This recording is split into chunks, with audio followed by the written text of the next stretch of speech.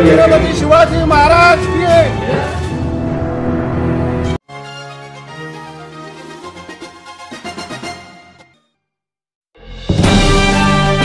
छावा स्वराज्य सेवा महाराष्ट्र राज्य की ओर से कई लोगों को नियुक्ति पत्र देकर किया गया नियुक्त दी गई जिम्मेदारी। तो वहीं पर महिलाओं के लिए हल्दी कुमकुम के कार्यक्रम का किया गया आयोजन। दरअसल ये तस्वीर भिवंडी तालुका के लोनार ग्राम पंचायत शिवनगर चौदड़पाड़ा की है, जहां इस कार्यक्रम में मुख्य अतिथि के रूप में छावा स्वराज्य सेवा के संस्थापक अध्यक्ष राम गायत्री पाटिल इनकी उपस्थिति अपने समर्थकों के साथ में देखने को मिली। बता दें कि कार्यक्रम की शुरुआत में महाराष्ट्र के आराध्य देव श्री छत्रपति शिवाजी महाराज की प्रतिमा पर फूल माला अर्पित कर कार्यक्रम की शुरुआत की गई, जहां इस कार्यक्रम में भारी संख्या में महिला पुरुष मौजूद दिखाई दिए। विशेष तौर पर आपको बता दें कि इस कार्यक्रम के आयोजक छावा स्वराज्य सेवा के थाने जिला के अध्यक्ष दीपक शेलार और सचिव नितेश सोलार उर्फ बॉबी द्वारा किया गया था। यहाँ मान्यवरों का स्वागत पुष्पगुच्छ व सम्मान चिन्ह देकर कार्यक्रम के आयोजकों द्वारा किया गया। जैसे कि आप तस्वीर में देख सकते हैं, छावा स्वराज्य सेवा के संस्थापक अध्यक्ष राम गायत्री पाटिल, प्रदेश अध्यक्ष आरिफ शेख, पुणे शहर के अध्यक्ष गणेश कामले, पश्चिम महाराष्ट्र के अध्यक्ष नागेश जाधव और कई मान्यवर जो कि पुणे शहर से भिवंडी शहर पहुंचकर इस कार्यक्रम की शोभा बढ़ाने के लिए पहुंचे थे, सभी का स्वागत सम्मान किया गया। ऐसे में बता दें कि थाने जिला के अध्यक्ष दीपक शेलार के कार्य की इस कार्यक्रम में प्रशंसा की गई। उनके सामाजिक कार्य की बखान की गई। सामाजिक कार्य में हमेशा दीपक शेलार बढ़ चढ़कर हिस्सा लेते हैं और उनके सुपुत्र बॉबी, जो कि आपको बता दें कि नितेश शेलार इनका नाम है, छावा स्वराज्य सेवा संगठन को भिवंडी शहर में किस तरह से मजबूत किया जाए इसको लेकर कई लोगों को नियुक्ति पत्र दिया गया। जैसे कि तस्वीर में आप देख सकते हैं, कायदा सलाहकार के रूप में एडवोकेट चांदवी मुजावर, एडवोकेट शशिकांत मधुकर पाटिल, तो भिवंडी तालुका के अध्यक्ष के रूप में इंद्रपाल तरे के साथ 17 लोगों को जिम्मेदारियां दी गई और सामाजिक कार्य में बढ़ चढ़ कर हिस्सा लेंगे इस तरह का वचन दिया गया।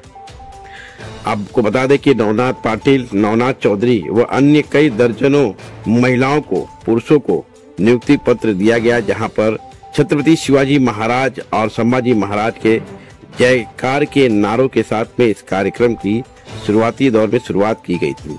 सूत्र संचालन की बात की जाए तो मनोहर तरे इस कार्यक्रम का सूत्र संचालन कर रहे थे। यहाँ आप तस्वीर में देख सकते हैं कि कार्यक्रम के अंत में सैकड़ों की संख्या में जो महिलाएं मौजूद थी, उन महिलाओं ने हल्दी कुमकुम के कार्यक्रम में बढ़ चढ़कर हिस्सा लिया।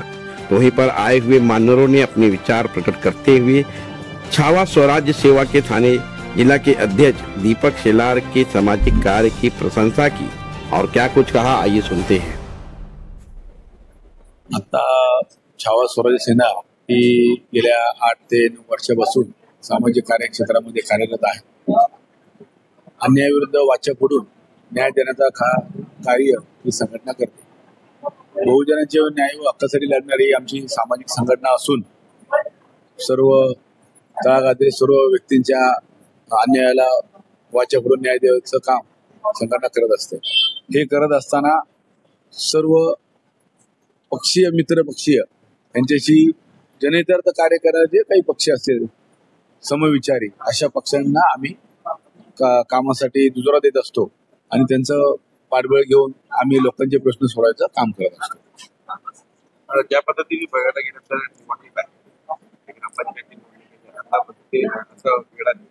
तुमची संघटना कोणाकडे? आमची संघटना छावा स्वराज्य सेना ही कोणत्याही राजकीय पक्षाशी निगडीत नाही। संघटनेमध्ये सर्व पक्षीय कार्यकर्ते, सभासद, पदाधिकारी आहेत। तरी जे पक्ष समाजकार्य याच्यासाठी पाठिंबा देतील आम्हाला, अशा पक्षांना आम्ही त्या ठिकाणी पाठिंबा देणार। दीपक शेलारबद्दल काय म्हणणार? दीपक शेलार हे गेली 7-8 वर्षापासून चौदरपाडा किंवा इतर या ठाणे जिल्ह्यामध्ये काम करतात आणि त्यांचं आतापर्यंत कार्य पाहता हे उल्लेखनीय आणि नावाजण्यासारखं कार्य आहे। खूप तळागाळातून ती व्यक्ती आज मोठी होत चाललेली आहे। संघटनेचं त्यांनी या भागामध्ये वटवृक्ष केलेलं दिसतंय आणि त्याच याच्यावरती आज आम्ही चौदरपाडामध्ये पदनियुक्ती तसेच महिला भगिनींसाठी हळदी कुंकवाचा कार्यक्रम महिला बचत गटाच्या वतीने आयोजित केला। खरोखरच ही जी छावा संघटना आहे ही गोरगरिबांच्या न्याय हक्कासाठी लढणारी संघटना आज दीपक शेलार यांनी शिवनगर येथे ही संघटनेची स्थापना केली. परंतु या संघटनेचा एका वटवृक्षामध्ये एक रूपांतर झालेलं आहे आणि या संघटनेच्या माध्यमातून दीपक शेलार हा गोरगरिबांना न्याय देण्याचं काम करत आहे. शासनाच्या काही ज्या योजना असतील किंवा शिक्षण क्षेत्रामध्ये मुलांचे दाखले वगैरे असतील किंवा महिलांचे कोणाचा राशन कार्ड असेल किंवा जातीचा दाखला असेल, अन्य प्रकारचे जे दाखले असतील, ते सर्व कामे आणि न्याय देण्याचं काम दीपक शेलार नेहमी लोकांना करत आहे. खरोखर ही संघटना संपूर्ण महाराष्ट्र राज्यामध्ये नव्हे तर देशभरामध्ये आपलं संघटनेच्या माध्यमातून लोकांच्या न्याय हक्कासाठी नेहमी लढणारी संघटना आहे. आणि खरोखरच मी दीपक शेलार यांचं अभिनंदन करेन की या संघटनेच्या मार्फत आतापर्यंत त्यांनी आमच्या गावामध्ये सुद्धा चांगल्या प्रकारची कामं केली आहेत. लोकांना न्याय देण्याचं काम दीपक शेलारने या संघटनेच्या मार्फत केलेलं आहे. आज पद वाटप आम्ही केलेलं आहे. ज्या पद्धतीने आमचा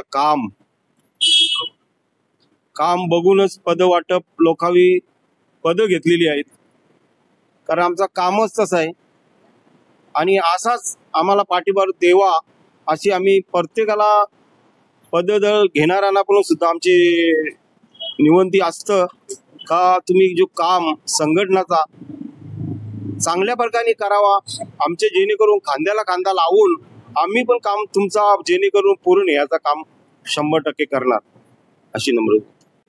छावा स्वराज्य सेना महाराष्ट्र राज्य प्रसारित ही संघटना आहे आणि संस्थापक अध्यक्ष रामजी पाटील साहेब आज इथे या कार्यक्रमासाठी उपस्थित आहेत.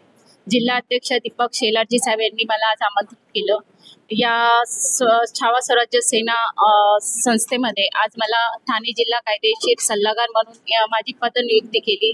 त्याबद्दल मी त्यांचे आभार मानते, कारण ही जी संघटना आहे, मी भिवंडी वकील संघटनाची सदस्य आहे आणि मी त्यांचे कामं पण खूप वेळा पाहिलेत, तहसीलमध्ये, प्रांतमध्ये आणि कोर्टामध्ये पण.